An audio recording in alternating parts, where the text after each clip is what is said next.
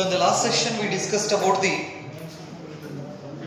sources of electric field, shape of electric field lines, and the expression of electric field intensity and different types of charge distributions. So we have three types of charge distributions. One is point charge and another one is continuous charge distribution. Third one is discrete charge distribution. So ಹಾಗಾದ್ರೆ ಮೂರು ರೀತಿ charge distributions ನಾವು ನೋಡ್ತೀವಿ. ಒಂದು point charge, ಎರಡು continuous charge distribution, ಮೂರು discrete charge distribution. So ಅದರಲ್ಲಿ ಎರಡನ್ನ ನಾವು ಲಾಸ್ಟ್ ಸೆಷನ್ಸ್ ಒಳಗಡೆ ಏನ್ ಮಾಡಿದ್ದೇವೆ, ಡಿಸ್ಕಷನ್ ಮಾಡಿದ್ವಿ. ಒಂದು ಪಾಯಿಂಟ್ ಚಾರ್ಜ್, ಇನ್ನೊಂದು continuous charge distribution. In continuous charge distributions again we have three types. One is linear charge distribution, surface charge distribution and volume charge distributions, right? So in this session we will discuss about the third charge distributions, that is discrete charge distribution. The next heading is discrete charge distribution. So in that discrete charge distributions we have an electric dipole.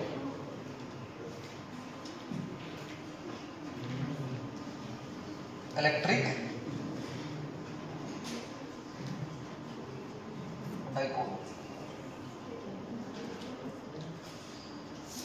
So it is the example or example for discrete charge distribution. An electric dipole is nothing but what? It is a pair of equivalent opposite charges separated by a small distance. Negative charge next to positive charge. So equal and opposite charges separated by a small distance is called what? Electric dipole anta ನಾವು ಕರೀತೀವಿ. So ಹಾಗಾದ್ರೆ electric dipole ಅಂದ್ರೆ it is a pair of equivalent opposite charges separated by a small distance or a finite distance ಅಂತ ಹೇಳ್ತೀವಿ, right? ಹಾಗಾದ್ರೆ dipole the definition ಏನು ತಗೋತೀರಾ? It is a pair of equivalent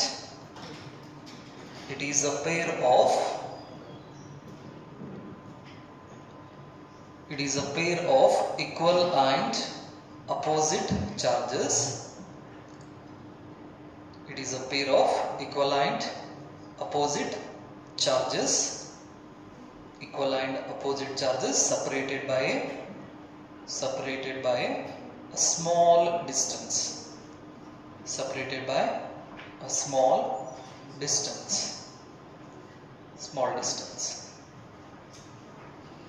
ಇದಕ್ಕೆ ನಾವೇನಂತ ಕರಿತೀವಿ? ಎಲೆಕ್ಟ್ರಿಕ್ ಡೈಪೋಲ್ ಅಂತ ನಾವು ಕರಿತೀವಿ. ಸೊ ಹಾಗಾದ್ರೆ example for this electric dipole, H2O, HCl, ETC. Examples ನಾವು ನೋಡೋದಾದ್ರೆ ಒಂದು ಎಕ್ಸಾಂಪಲ್ ಈ HCl ಇರ್ಬೋದು, ಆಮೇಲೆ H2O ಇರ್ಬೋದು, ಆಮೇಲೆ ಇವ್ರ ಬಗ್ಗೆ ಡೀಟೇಲ್ ಆಗಿ ಡಿಸ್ಕಷನ್ ಮಾಡ್ತೀನಿ. These are the some examples for electric dipoles.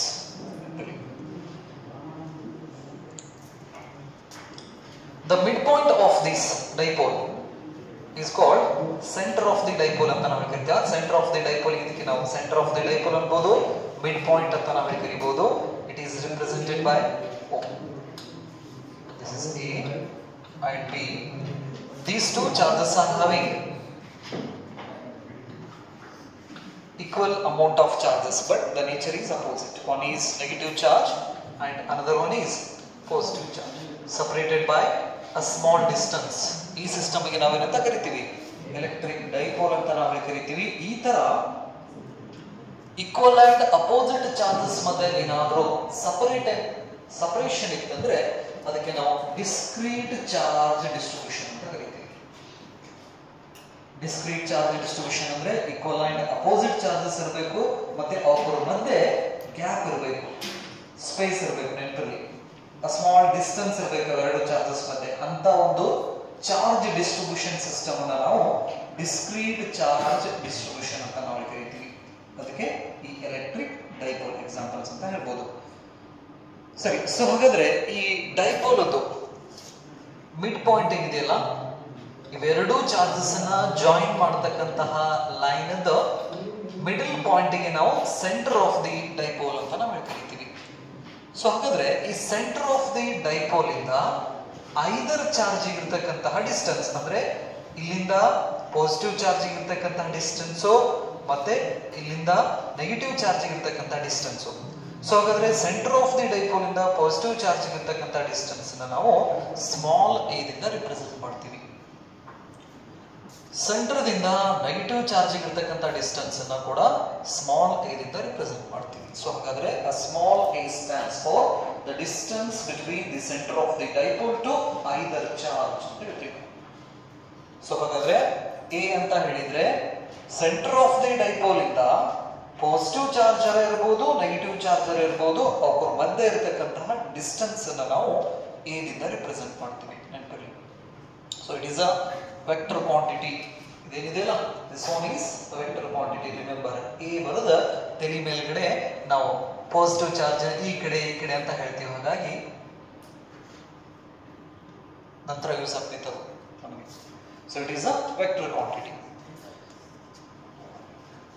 ಹಾಗಾದ್ರೆ the total distance between the positive negative to positive charge or positive to negative charge is 2a.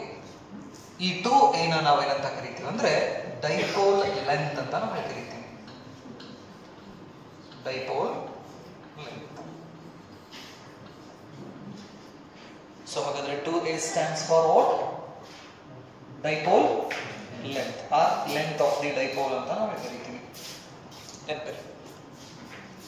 So ಹಾಗಾದ್ರೆ ಡೈಪೋಲ್ ಅದು ಡೆಫಿನಿಷನ್ ಆಯ್ತು. ನೆಕ್ಸ್ಟ್ ಎರಡು charges ಮಧ್ಯೆ ಇರತಕ್ಕಂತಹ dipole length ಆಯ್ತು. Suppose if we place this electric dipole inside the uniform electric field, ಹಾಗಾದ್ರೆ ಈ electric dipole ಅನ್ನ ನಾವು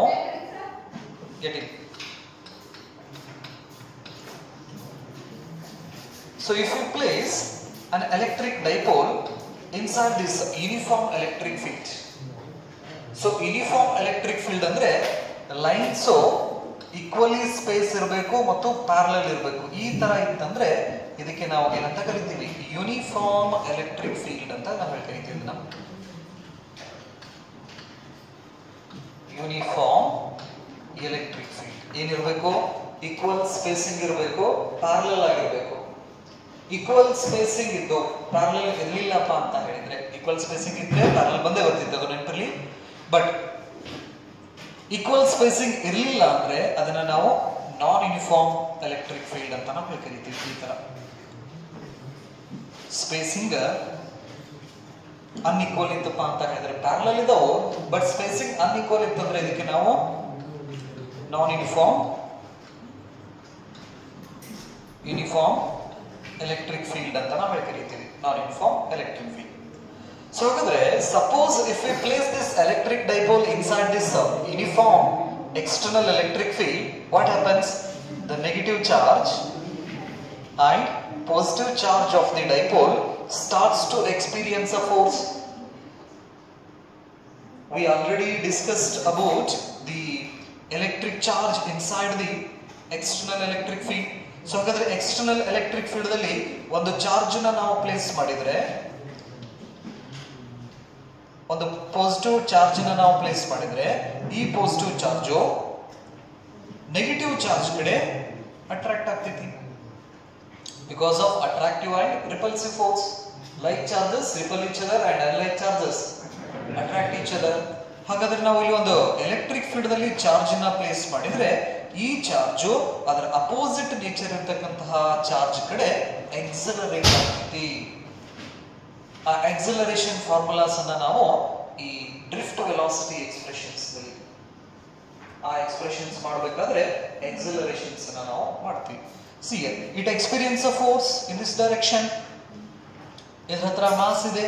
ಸಪೋಸ್ ನಾವು ಒಂದು ಎಲೆಕ್ಟ್ರಾನ್ ಅನ್ನ ತಗೊಂಡ್ರೆ, ನೆಗೆಟಿವ್ ಚಾರ್ಜ್ ಅನ್ನ ತಗೊಂಡ್ರೆ, it attract towards the positive plate. So ಹಾಗಾದ್ರೆ ಇದು ಈ ಕಡೆ ಬರಾಕತ್ತೈತಿ ಅಂದ್ರೆ ಇದ್ರ ಮೇಲ್ಗಡೆ ಫೋರ್ಸ್ ಬೀಳಾಕತ್ತೈತಿ, ಎಲೆಕ್ಟ್ರಾನ್ ಹತ್ರ ಮಾಸ್ ಐತಿ, ಎಲೆಕ್ಟ್ರಾನ್ ಹತ್ರ ಚಾರ್ಜ್ ಐತಿ. So inside this electric field the charge experience electric force, that is Q into E. So ಹಾಗಾದ್ರೆ ಇಲ್ಲಿ ಚಾರ್ಜ್ ಸ್ಟಾಟಿಕ್ ಇರೋದ್ರಿಂದ it experience a force F is equal to Q into E ಅಂತ ನಾವು ಹೇಳಿ ಕರಿತೀವಿ. ಅದೇ ಎಕ್ಸ್ಪ್ರೆಷನ್ಸ್ ಅನ್ನ ನಾವು F is equal to m a ದಲ್ಲಿ ಹಾಕಿದ್ರೆ A is equal to F divided by m, F is equal to Q into E divided by m. Q ಇದ್ದಲ್ಲಿ ಇಲ್ಲಿ ಎಲೆಕ್ಟ್ರಾನ್ ನ ತಗೊಂಡ್ರೆ minus E capital E divided by m. This is the acceleration of the electric charge inside the uniform electric field. ಎಲ್ಲ ನಾವು current electricity ಒಳಗಡೆ drift velocity ಅನ್ನೋ ಒಂದು concept ಇದೆ. ಆ ಕಾನ್ಸೆಪ್ಟ್ ಅನ್ನ ಹೇಳಬೇಕಾದ್ರೆ ಈ ಎಕ್ಸಿಲರೇಷನ್ ಫಾರ್ಮುಲಾಸ್ ಅನ್ನೆಲ್ಲ ಮಾಡ್ಕೋತೀವಿ ನಾವು ನೆನಪಿನಲ್ಲಿ. ಸೊ ಹಾಗಾದ್ರೆ inside this uniform electric field when we placed an electric charge, it may be positive or it may be negative, it get accelerates. ಅಂದ್ರೆ ಎಲೆಕ್ಟ್ರಿಕ್ ಫೀಲ್ಡ್ ಒಳಗಡೆ ನಾವೇನಾದ್ರೂ ಎಲೆಕ್ಟ್ರಿಕ್ ಚಾರ್ಜ್ ನ ಇಟ್ತೀವಿ ಅಂದ್ರೆ ಅದು ನಿಧಾನಕ್ಕೆ ಹೋಗಂಗಿಲ್ಲ, ಬರ್ಬರ್ತಾ ಸ್ಪೀಡ್ ಅನ್ನ ಇನ್ಕ್ರೀಸ್ ಮಾಡ್ಕೊಂತ ಹೋಗ್ತೈತೆ. ಅದಕ್ಕೆ ನಾವು ಎಕ್ಸಲರೇಟೆಡ್ ಮೋಷನ್ ಅಂತ ನಾವು ಹೇಳಿ ಕರಿತೀವಿ. Positive acceleration towards it's opposite charge. ಹೆಂಗಂದ್ರೆ ಈ ಚಾಕ್ಲೇಟ್ಸ್ ಅನ್ನ ಇಲ್ಲಿಂದ ಬಿಟ್ನಪ್ಪ ಅಂದ್ರೆ ಇದು ಭೂಮಿ ಕಡೆ ನಿಧಾನಕ್ಕೆ ಹೋಗತ್ತೆ.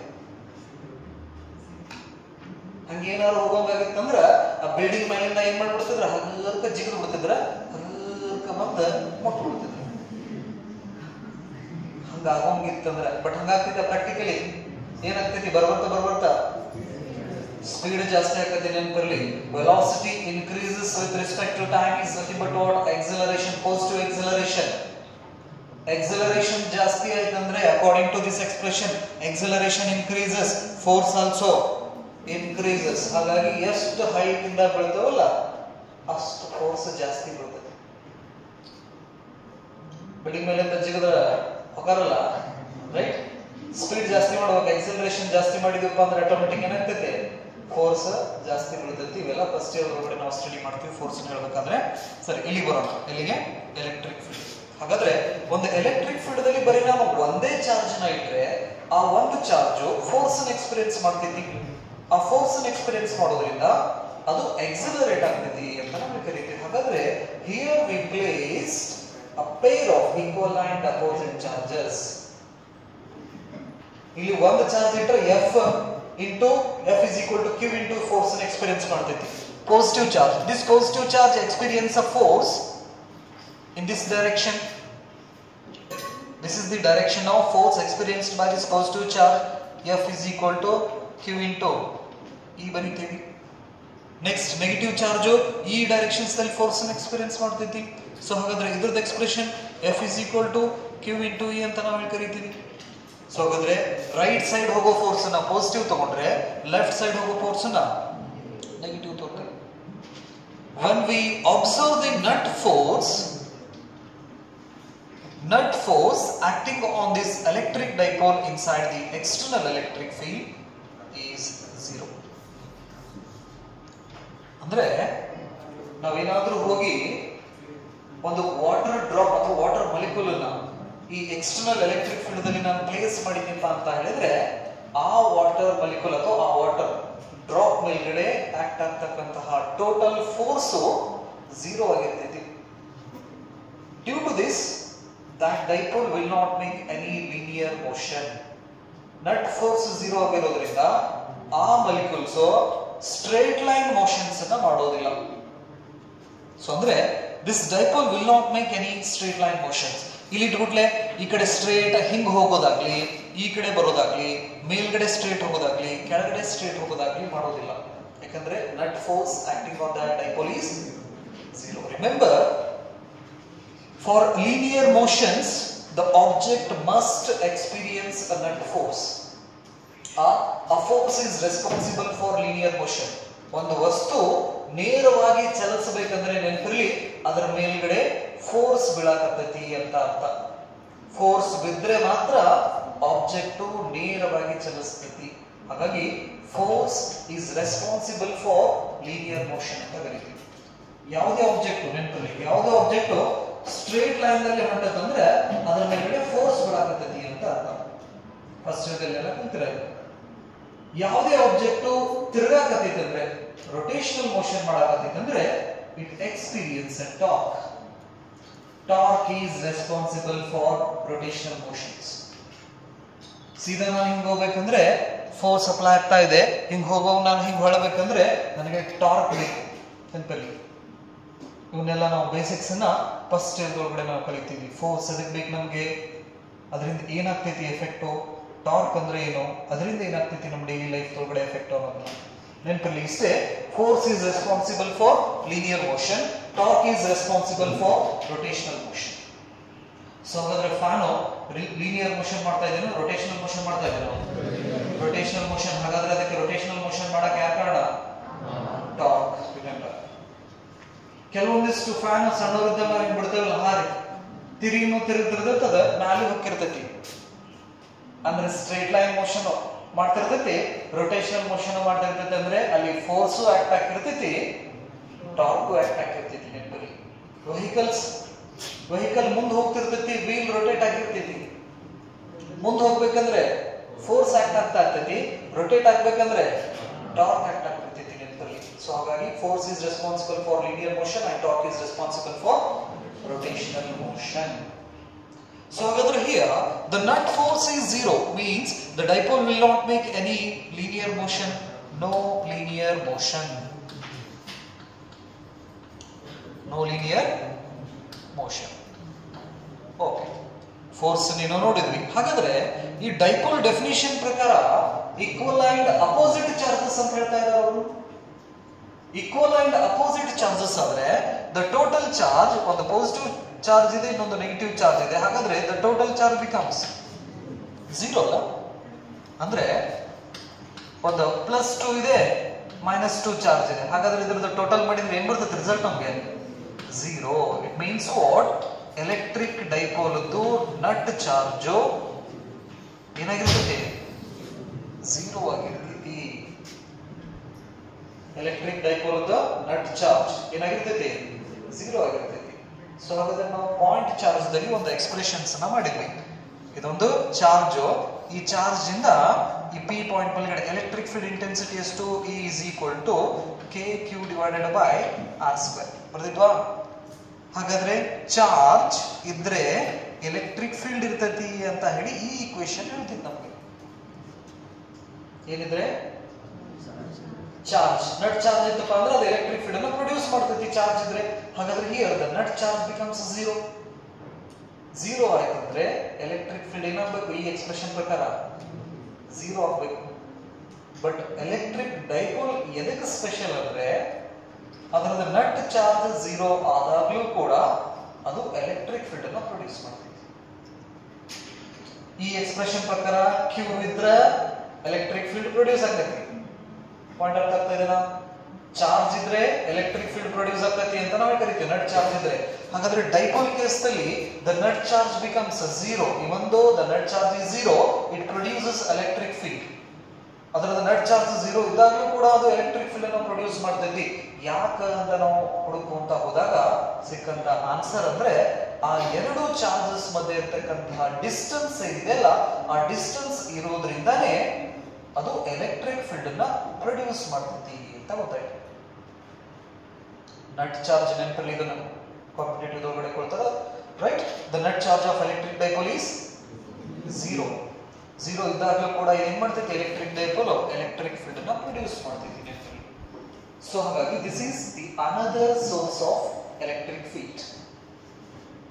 ಎಲೆಕ್ಟ್ರಿಕ್ ಡೈಪೋಲ್ ನಟ್ ಚಾರ್ಜ್ 0 ಇದ್ದಾಗಲೂ ಕೂಡ ಇದು ಎಲೆಕ್ಟ್ರಿಕ್ ಫೀಲ್ಡ್ ಅನ್ನು ಪ್ರೊಡ್ಯೂಸ್ ಮಾಡ್ತೈತಿ. ಹಾಗಾಗಿ ಇದನ್ನ ನಾವು ಡಿಸ್ಕ್ರೀಟ್ ಚಾರ್ಜ್ ಡಿಸ್ಟ್ರಿಬ್ಯೂಷನ್ಸ್ ಗೆ ಎಕ್ಸಾಂಪಲ್ ಅಂತ ಹೇಳ್ತೀವಿ, ಅವರು ಎಲೆಕ್ಟ್ರಿಕ್ ಡೈಪೋಲ್ ಕೇಸಸ್ ಅನ್ನ, ರೈಟ್? ಸರ್ ಇಲ್ಲಿಗೆ ಬರೋಣ. ಇಲ್ಲಿ ಫೋರ್ಸ್ ಆಯ್ತು. ಹಾಗಾದ್ರೆ ಫೋರ್ಸ್ ಅಂತರ 0 ಆಯ್ತು, ಲೀನಿಯರ್ ಮೋಷನ್ ಕಟ್ ಆಯ್ತು.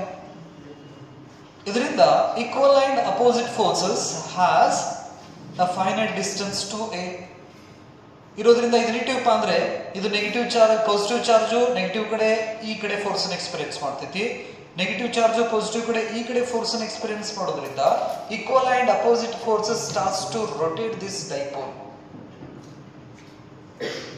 ಹಾಗಾದ್ರೆ the pair of forces or a couple of forces produces torque.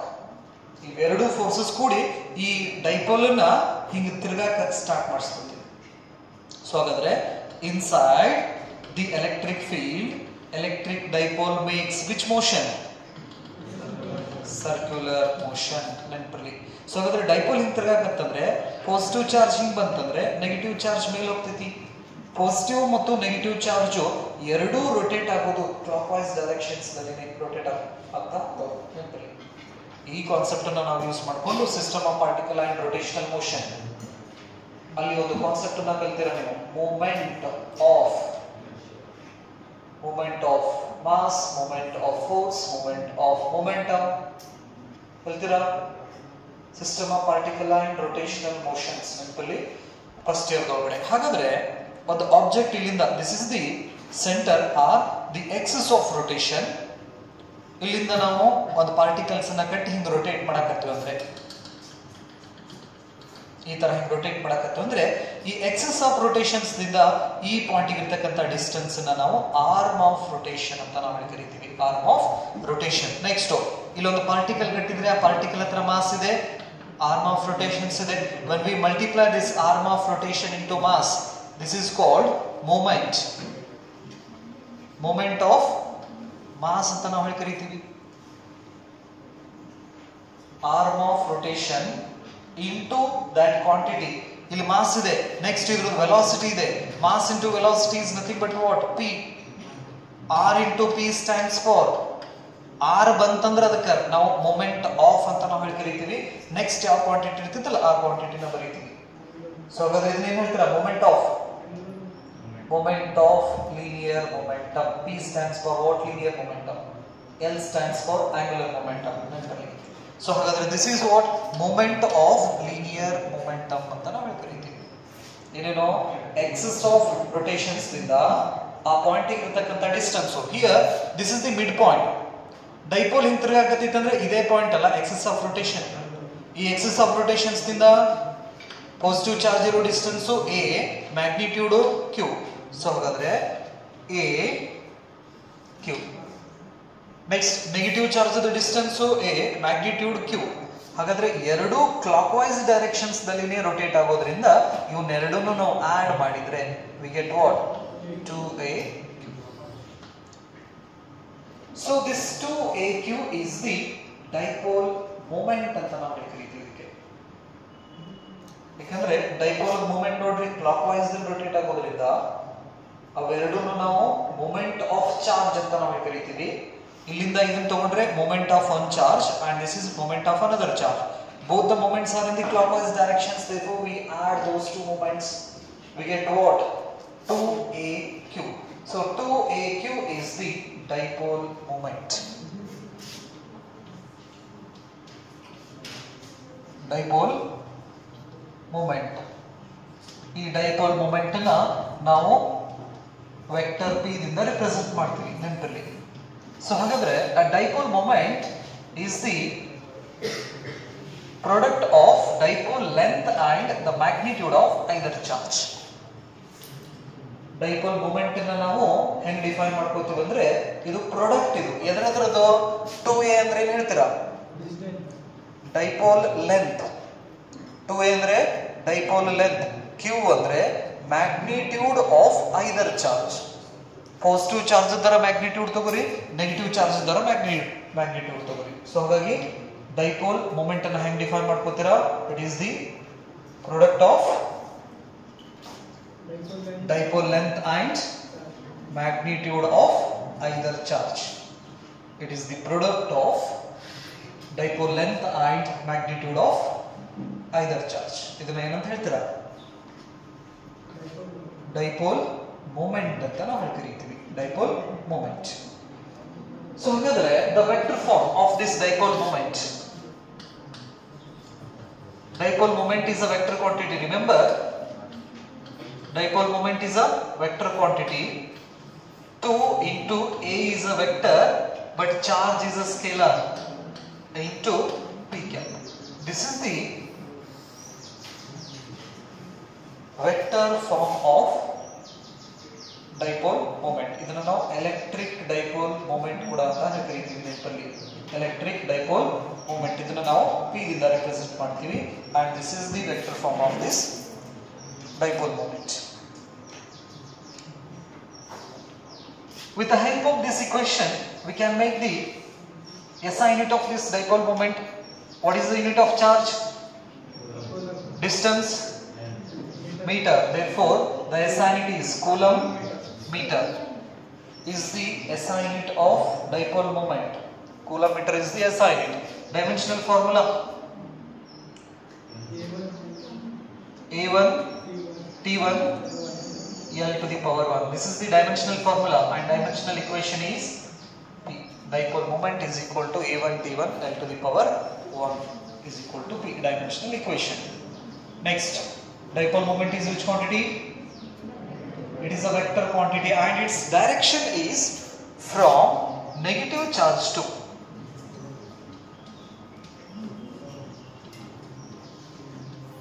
so ಹಾಗಾದ್ರೆ dipole moment the direction ಏನು? Negative charge to positive charge. Negative to positive. So ಹಾಗಾಗಿ minus q plus q ಇತ್ತಂದ್ರೆ ಇದರದ directions ನ negative to positive ಹಿಂಗೆ ಹಾಕಿ P ಬರೀತೀವಿ, vector P ಅಂತ ಹೇಳಿ. ಅಥವಾ ಈ ಡೈಪೋಲ್ ಇಂದ ಹೊರಗಡೆ ಈ ರೀತಿ ಡೈರೆಕ್ಷನ್ಸ್ ನ ತೋರಿಸ್ತೀವಿ. This is the direction of what? Electric dipole moment from negative to positive. ಈ ಡೈಪೋಲ್ ಕೇಸ್ನಲ್ಲಿ ನಾವು ಏನೇ ಡೈರೆಕ್ಷನ್ಸ್ ಅನ್ನ ಹೇಳಬೇಕಂದ್ರೂ ಕೂಡ ಮುಂದೆ we use this dipole moment direction. This one is the reference directions ನಮಗೆ ನೆನಪಲ್ಲಿ. ಹಾಗಾದ್ರೆ ಡೈಪೋಲ್ ಕೇಸ್ನಲ್ಲಿ ಡೈಪೋಲ್ ಬಂತಂದ್ರೆ ನಾವೇನಾದ್ರೂ ಫೈನಲ್ಗೆ ಡೈರೆಕ್ಷನ್ಸ್ ಅನ್ನ ಹೇಳಬೇಕಾದ್ರೆ ಡೈಪೋಲ್ ಮೂಮೆಂಟ್ ನ ರೆಫರೆನ್ಸ್ ಆಗಿ ತಗೊಂಡು ಡೈರೆಕ್ಷನ್ಸ್ ಅನ್ನ ಹೇಳ್ತೀವಿ. Along the dipole moment, opposite to the dipole moment, perpendicular to the dipole moment, ಈ ತರ ನಾವು ಏನ್ ಮಾಡ್ತೀವಿ ಡೈರೆಕ್ಷನ್ಸ್ ನ ಹೇಳ್ತೀವಿ. ಅಂದ್ರೆ ಇದು ನಮ್ಗೆ ಗುರುತಿದೆ. ಮುಂದೆ ನಾವು ಏನೋ ಡಿಸ್ಕಷನ್ ಮಾಡಿದ್ರು ಫೈನಲ್ ರಿಸಲ್ಟ್ ಬರ್ತೈತಿ. ರಿಸಲ್ಟ್ ಬಂದಾಗ ಆ ರಿಸಲ್ಟ್ ದ ಡೈರೆಕ್ಷನ್ ಹೇಳ್ಬೇಕಂದ್ರೆ ನಾವೇನ್ ಹೇಳ್ತೀವಿ? ಡೈಪೋಲ್ ಮೂಮೆಂಟ್ ಯಾಕಡೆ ಹೊಂಟತ್ತಲ್ಲ ಇದ್ರದ್ದು ಡೈರೆಕ್ಷನ್ ಆ ಕಡೆ ಐತೆ ಅಂತ ಹೇಳ್ತೀವಿ. ಇಲ್ಲ ಡೈಪೋಲ್ ಮೂಮೆಂಟ್ ಹೆಂಗ್ ಹೊಂಟತ್ತಲ್ಲ ಅದಕ್ಕೆ ಅಪೋಸಿಟ್ ಆದಾಗ ಐತೆ ಅಂತ ಹೇಳ್ತೀವಿ. ಡೈಪೋಲ್ ಮೂಮೆಂಟ್ ಹೆಂಗ್ ಹೊಂಟಿತ್ತಲ್ಲ ಅದಕ್ಕೆ ಪರ್ಪೆಂಡಿಕ್ಯುಲರ್ ಆಗಿ ಡೈರೆಕ್ಷನ್ ಐತೆ ಅಂತ ಈ ತರ ನಾವೇನ್ ಮಾಡ್ತೀವಿ ಆನ್ಸರ್ಸ್ ನ ಮಾಡ್ತೀವಿ. ಸೊ ಹಾಗಾಗಿ ಡೈಪೋಲ್ ಮೂಮೆಂಟ್ ಈಸ್ ರೆಫರೆನ್ಸ್. ಬರೋದಾ? So what is the significance of this dipole moment? What it shows? ಹಾಗಾದ್ರೆ ಡೈಪೋಲ್ ಮೂಮೆಂಟ್ ಅನ್ನೋದು ನಮಗೆ ಏನ್ ತಿಳಿಸ್ಕೊಡ್ತೈತಿ?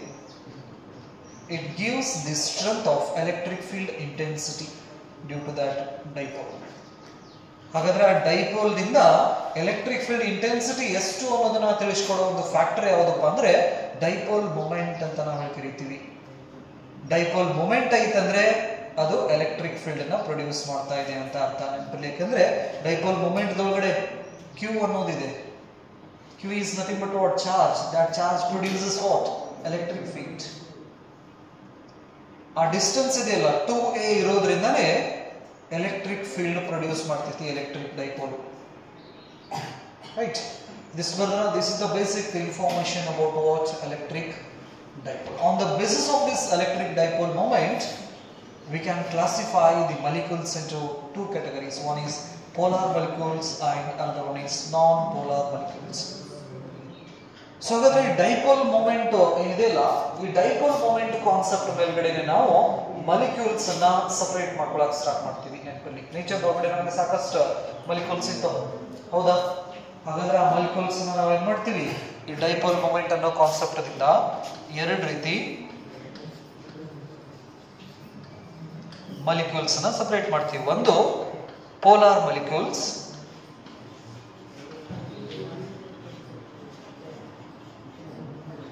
polar molecules, and another one is non-polar molecules.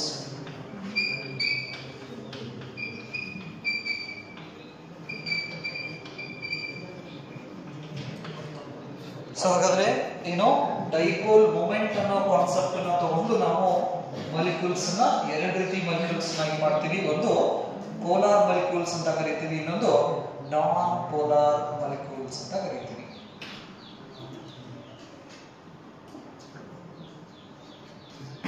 polar molecules and non-polar molecules. So ನೋಡ್ರಿ electric dipole net charge 0 ಇದ್ದಾಗಲೂ ಕೂಡ electric field not equal to 0 ಇರ್ತೈತಿ. ಇದ್ರ ಬಾಜು ಬೇಕಾದ್ರೆ ಇದನ್ನ ಬರ್ಕೊಂಡ್ಬಿಡ್ರಿ. Net charge is 0 but electric field is not equal to 0. ಆಮೇಲೆ ಅದ್ರ ಬಗ್ಗೆ ಡೀಟೇಲ್ ಡಿಸ್ಕಷನ್ ಮಾಡ್ತೀವಿ. ಸೊ ಹಾಗಾದ್ರೆ ಮಾಲಿಕ್ಯೂಲ್ಸ್ ನ ಎಷ್ಟು ರೀತಿ ಮಾಲಿಕ್ಯೂಲ್ಸ್ ನಾಗಿ ಡಿವೈಡ್ ಮಾಡ್ತೀರಾ? ಎರಡು ರೀತಿ ಮಾಲಿಕ್ಯೂಲ್ಸ್ ನಾಗಿ ನಾವು ಡಿವೈಡ್ ಮಾಡ್ತೀವಿ. ಒಂದು ಪೋಲಾರ್ ಮಾಲಿಕ್ಯೂಲ್ಸ್, ಇನ್ನೊಂದು ನಾನ್ ಪೋಲಾರ್ ಮಾಲಿಕ್ಯೂಲ್ಸ್. ಸೊ ಹಾಗಾದ್ರೆ first one is polar molecules.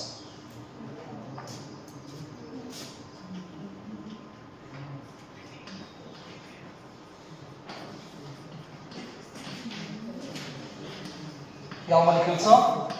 Polar molecules. Example for polar molecules: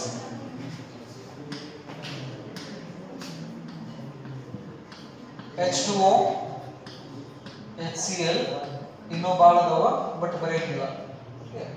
ಅಂದ್ರೆ ETC ಅಂದ್ರೆ ಅರ್ಥ ಅದು. ಒಂದೆರಡು ಬರೀಬೇಕ, ಆಮೇಲೆ ಏನ್ ಮಾಡ್ಬೇಕ? ETC ಅಂತ ಹಾಕ್ಬೇಕ. ಅಂದ್ರ ಇನ್ನೂ ಭಾಳ ಅದಾವು, ನಾ ಬರೆಯಂಗಿಲ್ಲ ಅಂತ ಹೇಳಿ. ಮತ್ತು ಒಂದೇಕ ETC ಹಾಕಿಕ್ಕಿರಿ, ಭಾಳ ಅದಾವು ಒಟ್ಟ ಬರೆಯಂಗಿಲ್ಲ ಅಂತ ಅರ್ಥ. ಸೊ ಹಾಗಾದ್ರೆ ಪೋಲಾರ್ ಮಾಲಿಕ್ಯೂಲ್ಸ್ಗೆ ಎಕ್ಸಾಂಪಲ್ H2O ಮತ್ತು HCl ಅಂತ ನಾವು ಕರಿತೀವಿ.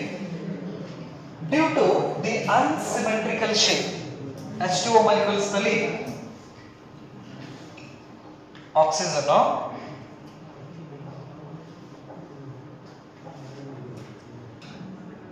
hydrogen, this is negative charge and these two are positive charge. ಈ ತರ ಇತ್ತಂದ್ರೆ ಇದಕ್ಕೆ ನಾವು ಅನ್ಸಿಮೆಟ್ರಿಕಲ್ ಶೇಪ್ ಅಂತ ನಾವು ಕರಿತೀವಿ.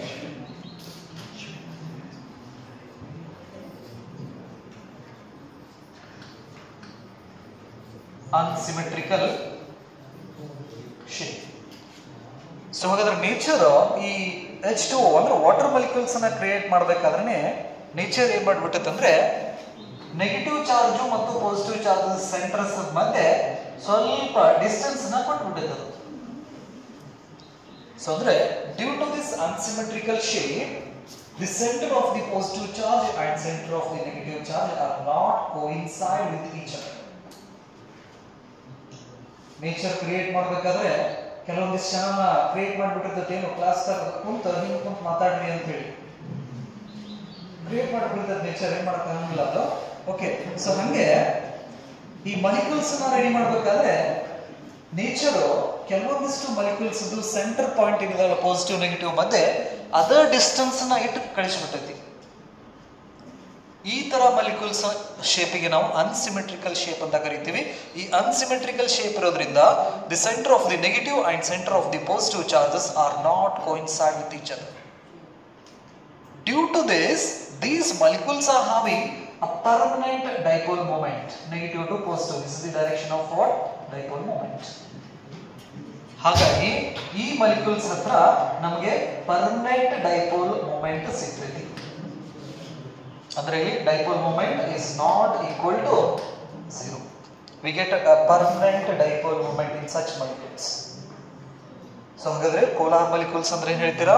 These are the molecules due to unsymmetrical shape, the centre of positive charge and center of negative charge are not coincide with each other. Hence they have a permanent dipole moment. So ಹಾಗಾಗಿ ಅವ್ರ ಹತ್ರ permanent dipole moment ಸಿಗ್ತದೆ. ನಮಗೆ ನಾವು create ಮಾಡೋದು ಬೇಕಾಗಿಲ್ಲ, nature create ಮಾಡಿ ಕೊಟ್ಬಿಟ್ಟೆ ನಮಗೆ ಈ ತರ ಮಾಲಿಕ್ಯೂಲ್. ಅದಕ್ಕೆ ಎಕ್ಸಾಂಪಲ್ಸ್ ನಾವು H2O ಮತ್ತೆ HCl ಅಂತ ನಾವು ಕರಿತೀವಿ. ನೆನಪಿರಲಿ, ಬಹಳ ರಿಪೀಟೆಡ್ಲಿ ಕೇಳಿದ ಕ್ವಶನ್ಸ್ ಇದು polar molecules and non polar molecules ಬಗ್ಗೆ. Polar molecule, non polar molecules ಅಂದ್ರೆ ಕೇಳ್ಬೋದು, ಅವಕ್ಕರದ ಶೇಪ್ಸ್ ಅನ್ನ ಕೇಳ್ಬೋದು. ಸಿಮೆಟ್ರಿಕ್ ಇರ್ತಿತ್ತು, ಅನ್ಸಿಮೆಟ್ರಿಕ್ ಇರ್ತಿತ್ತು. Next centre of the positive, centre of the negative coincide ಆಗಿರ್ತಿತ್ತು, ಆಗಿರಂಗಿಲ್ಲೋ. ನೆಕ್ಸ್ಟ್ ಅವರ ಹತ್ರ ಪರ್ಮನೆಂಟ್ ಡೈಪೋಲ್ ಮೂಮೆಂಟ್ ಆಯ್ತೋ ಇಲ್ಲೋ. ಎಕ್ಸಾಂಪಲ್ಸ್ ಏನೇನು ಅದಕ್ಕೆ ಈ ತರ ಇದ್ರ ಮೇಲ್ಗಡೆ ಸಾಕಷ್ಟು ಕಾಂಪಿಟೇಟಿವ್ ಕೇಳಿದಾರೆ. ಆಮೇಲೆ MCQs ಒಳಗಡೆ ಕ್ವಶನ್ಸ್ ಬಂದಿದಾವ ಮಾಲಿಕ್ಯೂಲ್ಸ್ ಮೇಲ್ಗಡೆ. ಸೊ ಹಾಗಾದ್ರೆ ಪೋಲಾರ್ ಮಾಲಿಕ್ಯೂಲ್ಸ್ ಅಂದ್ರೆ ಏನ್ ಹೇಳ್ತೀರಾ? Due to unsymmetrical shape, the center of positive and negative charges are not coincide with each other. Hence they have permanent dipole moment. Permanent dipole moment. Example H2O HCl. ನೆನಪಿರ್ಲಿ, examples ಬಂದು ಅಂದ್ರೆ at least 2 examples ಅನ್ನಾದ್ರೂ ನೀವು ನೆನಪಿಟ್ಕೊಳ್ಳೇಬೇಕು.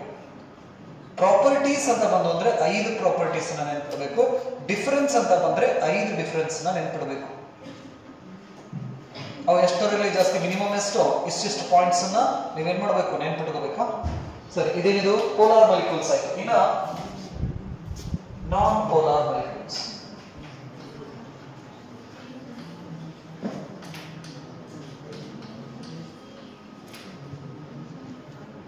ನಾನ್ polar molecules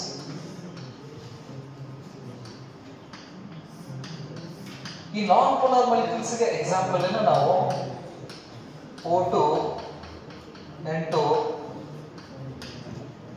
ಈ ತರ. So ಹಾಗಾದ್ರೆ ಇದಕ್ಕೆ symmetrical shape ಇರೋದ್ರಿಂದ positive charge ಮತ್ತು ನೆಗೆಟಿವ್ ಚಾರ್ಜ್ ಕೋಇನ್ಸೈಡ್ ಆಗಿರ್ತವೆ.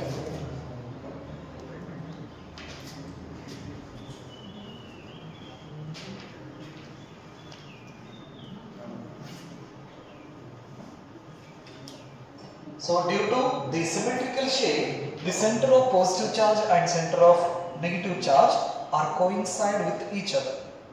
So ಹಾಗಾದ್ರೆ ಇವೆರಡೂ coincide ಆಗಿ ಹೋದ್ರೆ ಪಾಸಿಟಿವ್ ನೆಗೆಟಿವ್ ಮತ್ತೆ 2a ವ್ಯಾಲ್ಯೂ ಏನಾಗ್ಬಿಡ್ತೈತಿ, ಇಲ್ಲಿ 0 ಆಗ್ಬಿಡ್ತೈತಿ. there is no gap between the positive and negative charges. ಆ ಗ್ಯಾಪ್ ಅನ್ನ ನಾವು ಡೈಪೋಲ್ ಲೆಂತ್ ಅಂತ ಹೇಳಿ ಕರಿತೀವಲ್ಲ, ಇಲ್ಲಿ ಗ್ಯಾಪ್ ಇರೋಂಗಿಲ್ಲ. ಸೆಂಟರ್ ಪಾಸಿಟಿವ್ ಮತ್ತು ನೆಗೆಟಿವ್ ಚಾರ್ಜ್ ಎರಡೂ ಕೋಇನ್ಸೈಡ್ ಆಗಿರೋದ್ರಿಂದ 2a ವ್ಯಾಲ್ಯೂ 0 ಆಯ್ತಂದ್ರೆ we have the expression of electric dipole moment P is equal to 2aq ಅಂತ ನಾವು ಹೇಳ್ತೀವಿ. ಹಾಗಾದ್ರೆ 2a ವ್ಯಾಲ್ಯೂ ನ 0 ಆಯ್ತಂದ್ರೆ P ವ್ಯಾಲ್ಯೂ ಏನಾಗ್ಬಿಡ್ತೈತಿ, 0 ಆಗ್ತೈತಿ. ಹಾಗಾಗಿ in case of non-polar molecules, these molecules are having zero dipole moment. Zero dipole moment. ಇದು ಬರೇ ಒಂದ ಮಾಲಿಕ್ಯೂಲ್ಸ್ ಕಥೆನ ನಾನು ಹೇಳಕತ್ತಿರೋದು ನೆನಪಲ್ಲಿ. ಸೊ ಹಾಗಾದ್ರೆ ಇಂಥ ಮಾಲಿಕ್ಯೂಲ್ಸ್ ನ ತಗೊಂಡು ನಾವು ಏನಾದ್ರೂ ಒಂದು ಮಟೀರಿಯಲ್ ಅನ್ನ ಮಾಡಿದ್ವು ಅಂದ್ರೆ ಆ ಮಟೀರಿಯಲ್ಗೆ ನಾವು ಪೋಲಾರ್ ಮಟೀರಿಯಲ್ ಅಂತ ನಾವು ಕರಿತೀವಿ. ಸೆಕೆಂಡ್ ಚಾಪ್ಟರ್ ಒಳಗಡೆ ಅದನ್ನ ನಾವು ಪೋಲಾರ್ ಡೈಎಲೆಕ್ಟ್ರಿಕ್ಸ್ ಅಂತ ನಾವು ಕರಿತೀವಿ. Polar dielectric, non polar dielectrics ಅಂದ್ರೆ ಇದು ಒಂದು ಮಾಲಿಕ್ಯೂಲ್ಸ್. ಇಂತಹ ಮಾಲಿಕ್ಯೂಲ್ಸ್ ಅನ್ನ ತಗೊಂಡು ಅಂದ್ರೆ ನಮ್ಮ ಮಟೀರಿಯಲ್ ರೆಡಿ ಆಗ್ತೈತಲ್ಲ, ಆ ಮಟೀರಿಯಲ್ ಅನ್ನು ನಾವೇನಂತ ಕರಿತೀವಿ, ಪೋಲಾರ್ ಮಟೀರಿಯಲ್ ಅಂತ ಕರಿತೀವಿ ಅಥವಾ ಪೋಲಾರ್ ಡೈಎಲೆಕ್ಟ್ರಿಕ್ಸ್ ಅಂತ ಕರಿತೀವಿ. ನೆನಪಲ್ಲಿ ಸೆಕೆಂಡ್ ಚಾಪ್ಟರ್ ಒಳಗಡೆ ಯೂಸ್ ಮಾಡ್ಕೋತೀವಿ ನಾವು. ಇಷ್ಟು ಗೊತ್ತಿರಲಿ ನಿಮಗೆ ಪೋಲಾರ್ ಮಾಲಿಕ್ಯೂಲ್ ಅಂದ್ರೆ ಏನು, ಓಕೆ, ಎಕ್ಸಾಂಪಲ್ಸ್ ಏನು ಅಂತ ಹೇಳಿ. ನೆಕ್ಸ್ಟ್ ನಾನ್ ಪೋಲಾರ್ ಮಾಲಿಕ್ಯೂಲ್ಸ್ ಅಂದ್ರೆ ಏನು, ಅವ್ರಿಗೆ ಎಕ್ಸಾಂಪಲ್ಸ್ ಮತ್ತೆ ಅವ್ರದ್ದು ಡೈಪೋಲ್ ಮೂಮೆಂಟ್ ಏನಾಗ್ತೈತಿ ಅಂತ ಪಾಯಿಂಟ್ ಕ್ಲಿಯರ್. ಸೊ ಹಾಗಾದ್ರೆ in case of what this polar molecules we get what, net dipole moment. ಅಂದ್ರೆ ಎರಡು ಡೈಪೋಲ್ ಮೂಮೆಂಟ್, ಒಂದು ಡೈಪೋಲ್ ಮೂಮೆಂಟ್ ಹಿಂಗೈತಿ, ಇನ್ನೊಂದು ಡೈಪೋಲ್ ಮೂಮೆಂಟ್ ಹಿಂಗೈತಿ. ಹಾಗಾದ್ರೆ with the help of the parallelogram law of vector addition we get a resultant vector of these two. ಪಡಿಬೋದಾ, ಇದು P1 ಇದು P2. ಹಾಗಾದ್ರೆ ನಾವು parallelogram law of vector addition ಅನ್ನ ಯೂಸ್ ಮಾಡಿ ನಮಗೆ ರಿಸಲ್ಟೆಂಟ್ ವೆಕ್ಟರ್ ಸಿಗ್ತೈತಿ. ಅಂದ್ರೆ ಇವೆರಡೂ ಹೋಗ್ತಾವ, ಒಂದೇ ಉಳಿದು ಬಿಡ್ತೈತಿ ಈ ಡೈರೆಕ್ಷನ್ ಗೆ. This is what net dipole moment of that molecule. ಹಾಗಾಗಿ ಇವೆರಡೂ ಡೈಪೋಲ್ ಮೂಮೆಂಟ್ ಹೋಗಿ ಒಂದೇ ಡೈಪೋಲ್ ಮೂಮೆಂಟ್ ಬರ್ತೈತಿ. ಯಾವುದು, ಈ ಪೋಲಾರ್ ಮಾಲಿಕ್ಯೂಲ್ಸ್ ಹತ್ರ ನೆನಪಲ್ಲಿ. ಹಾಗಾಗಿ polar molecules are having a permanent dipole moment molecule. ಇದನ್ನ ಮಟೀರಿಯಲ್ ಮಾಡಿದ್ರೆ ಏನಾಗ್ತೈತಿ, ಅವಾಗ ಆ ಬಿಹೇವಿಯರ್ ಹೆಂಗಿರ್ತೈತಿ ಅನ್ನೋದನ್ನ ಸೆಕೆಂಡ್ ಚಾಪ್ಟರ್ ಒಳಗಡೆ ನಾವು ಡಿಸ್ಕಷನ್ ಮಾಡ್ತೀವಿ. Is it clear? ಇದರಲ್ಲಿ ಏನಾದ್ರು doubt? Polar and non polar molecules ಏನಿಲ್ಲ? Okay, right. ಸೊ ಹಾಗಾದ್ರೆ in case of this electric dipole,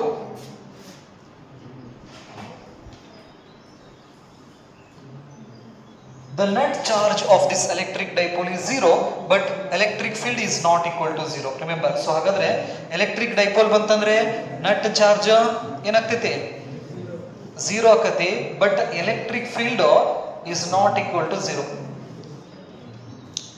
ಹಾಗಾದ್ರೆ electric field 0 ಆಗೋಂಗಿಲ್ಲ ಅಂದ್ರೆ ಎಲೆಕ್ಟ್ರಿಕ್ ಫೀಲ್ಡ್ ಐತಿ ಅಂತ ಅರ್ಥ. ಹಾಗಾದ್ರೆ ಎಷ್ಟೈತಿ, ಎಷ್ಟು ಸೊ ಹಾಗಾದ್ರೆ ಇಷ್ಟೆಲ್ಲ ಸ್ಟಡಿ ಮಾಡಿದ ಮೇಲೆ ಎಲೆಕ್ಟ್ರಿಕ್ ಫೀಲ್ಡ್ ಝೀರೋ ಆಗೋಂಗಿಲ್ಲ ಅಂತ ಹೇಳಿದ್ರೆ ಅದರದ್ದು ಒಂದು ವ್ಯಾಲ್ಯೂ ಇರಬೇಕಲ್ಲ, ಆ ವ್ಯಾಲ್ಯೂ ಎಷ್ಟು ಅನ್ನೋದನ್ನ ನಾವೇನ್ ಮಾಡ್ಬೇಕು, ಚೆಕ್ ಮಾಡಬೇಕು. ಸೊ ಹಾಗಾದ್ರೆ our next job is to get the expression of electric field intensity in case of what electric dipole. ಹಾಗಾದ್ರೆ ಎಲೆಕ್ಟ್ರಿಕ್ ಡೈಪೋಲ್ ಇದ್ರ ಸುತ್ತಲೂ ಎಲೆಕ್ಟ್ರಿಕ್ ಫೀಲ್ಡ್ ಅನ್ನ ಪ್ರೊಡ್ಯೂಸ್ ಮಾಡ್ಕೋತೈತಿ ಅಂದ್ರೆ ಯಾವ್ಯಾವ ಜಾಗದಾಗ ಎಲೆಕ್ಟ್ರಿಕ್ ಫೀಲ್ಡ್ ಎಷ್ಟೆಷ್ಟು ಅನ್ನೋದನ್ನ ನಾವೇನ್ ಮಾಡ್ಬೇಕು, ಕ್ಯಾಲ್ಕುಲೇಷನ್ ಮಾಡಬೇಕು. ಸೊ ಕ್ಯಾಲ್ಕುಲೇಷನ್ ಮಾಡಕ್ಕೆ ಕೆಲವೊಂದಿಷ್ಟು ಪಾಯಿಂಟ್ಸ್ ಅನ್ನ ನಾವು ತಗೋತೀವಿ. First the line which passes through the center of negative charge and center of the positive charge. This line is called axial line. ಏನೋ ಎರಡು ಚಾರ್ಜಸ್ ಸೆಂಟರ್ ಮುಖಾಂತರ ಹಾದೋಗ್ತಕ್ಕಂಥ ಲೈನಿಗೆ ನಾವು ಎಕ್ಸಿಎಲ್ ಲೈನ್ ಅಂತ ಕರೀತೀವಿ. ಎಕ್ಸಿಎಲ್ line, the line which is passes through the center of the dipole and perpendicular to the axial line. So ಹಾಗಾದ್ರೆ ಒಂದು line dipole centre ಮುಖಾಂತರ ಹಾದು ಹೋಗ್ಬೇಕು, ಎಕ್ಸಿಎಲ್ ಲೈನ್ಗೆ ಪರ್ಪೆಂಡಿಕ್ಯುಲರ್ ಆಗಿರಬೇಕು. ಆ ಲೈನ್ಗೆ ನಾವೇನಂತ ಕರಿತೀವಿ ಅಂದ್ರೆ ಇಲ್ಲಿದೆಲ್ಲ ಇಕ್ವಟೋರಿಯಲ್ ಲೈನ್ ಅಂತ ಕರಿತೀವಿ. Equatorial line. ಸೊ ಹಾಗಾದ್ರೆ ಎರಡು ಚಾರ್ಜಸ್ ಸೆಂಟರ್ ಮುಖಾಂತರ ಹಾದು ಹೋಗ್ತಕ್ಕಂಥ ಲೈನಿಗೆ ನಾವು ಎಕ್ಸಿಎಲ್ ಲೈನ್ ಅಂತ ನಾವು ಕರಿತೀವಿ. ನೆನಪಿರಲಿ, ಡೈಪೋಲದ್ದು ಸೆಂಟರ್ ಪಾಯಿಂಟ್ಗೆ ಮತ್ತೆ ಆ ಎಕ್ಸಿಎಲ್ ಲೈನ್ಗೆ ಪರ್ಪೆಂಡಿಕ್ಯುಲರ್ ಆಗಿ ಪಾಸ್ ಆಗ್ತಕ್ಕಂಥ ಲೈನ್ಗೆ ನಾವು ಇಕ್ವಟೋರಿಯಲ್ ಲೈನ್ ಅಂತ ಕರಿತೀವಿ. ಹಾಗಾದ್ರೆ ಅವೆರಡು ಲೈನ್ ನ ಬಿಟ್ಟು ಬೇರೆ ಜಾಗ ಏನೈತಲ್ಲ ಆ ಜಾಗಕ್ಕೆ ನಾವು ಜನರಲ್ ಪಾಯಿಂಟ್ ಅಂತ ನಾವು ಕರಿತೀವಿ. ಎಲ್ಲರೂ ತಗೋರಿ ಲೈನ್ ಬಿಟ್ಟು ಎಕ್ಸಿಎಲ್ ಲೈನ್, ಈ ಲೈನ್ ಬಿಟ್ಟ ಬೇರೆ ಜಾಗ ಯಾವ್ದರ ಜಾಗದ ಒಳಗಡೆ ಯಾವ್ದಾರ ಪಾಯಿಂಟ್ ತಗೋರಿ, ಆ ಪಾಯಿಂಟ್ಗೆ ನಾವು ಅಂತ ಕರಿತೀವಿ ಜನರಲ್ ಪಾಯಿಂಟ್ ಅಂತ ನಾವು ಹೇಳ್ತೀವಿ. ಇಲ್ಲಿ ತಗೊಂಡಪ್ಪ ಅಂತ ಹೇಳಿದ್ರೆ ಏನೇನಂತ ಹೇಳ್ತೀವಿ ನಾವು, ಜನರಲ್ ಪಾಯಿಂಟ್. ಸೊ ಹಾಗಾದ್ರೆ ನಮ್ಮ ನೆಕ್ಸ್ಟ್ ಡಿಸ್ಕಷನ್ ಏನು, ಡೈಪೋಲು ಎಲೆಕ್ಟ್ರಿಕ್ ಫೀಲ್ಡ್ ಅನ್ನ ಪ್ರೊಡ್ಯೂಸ್ ಮಾಡ್ತೈತಿ. ಹಾಗಾದ್ರೆ ಆ ಎಲೆಕ್ಟ್ರಿಕ್ ಫೀಲ್ಡ್ ಈ ಎಕ್ಸಿಎಲ್ ಲೈನ್ ಮೇಲ್ಗಡೆ ಎಷ್ಟು electric field on this axial line. Next, ಈ ಇಕ್ವಟೋರಿಯಲ್ ಲೈನ್ ಮೇಲ್ಗಡೆ ಎಲೆಕ್ಟ್ರಿಕ್ ಫೀಲ್ಡ್ ಎಷ್ಟು. ನೆಕ್ಸ್ಟ್, ಇವೆರಡು ಲೈನ್ ನ ಬಿಟ್ಟು ಬೇರೆ ಎಲ್ಲರ ಕನ್ಸಿಡರ್ ಮಾಡಿದ್ರು ಅಲ್ಲಿ ಎಲೆಕ್ಟ್ರಿಕ್ ಫೀಲ್ಡ್ ಇಂಟೆನ್ಸಿಟಿ ಎಷ್ಟು, ಅದರದ ಎಕ್ಸ್ಪ್ರೆಷನ್ ಏನು, ಅವ್ರದ್ದು ಡೈರೆಕ್ಷನ್ ಏನು ಅನ್ನೋದನ್ನ ನಾವೇನ್ ಮಾಡ್ಬೇಕು, ಸ್ಟಡಿ ಮಾಡಬೇಕು. This is our next task. ಇದರಲ್ಲಿ ಏನಾದರೂ ಡೌಟ್ಸ್ ಇದ್ರೆ ಕೇಳ್ಬೋದು.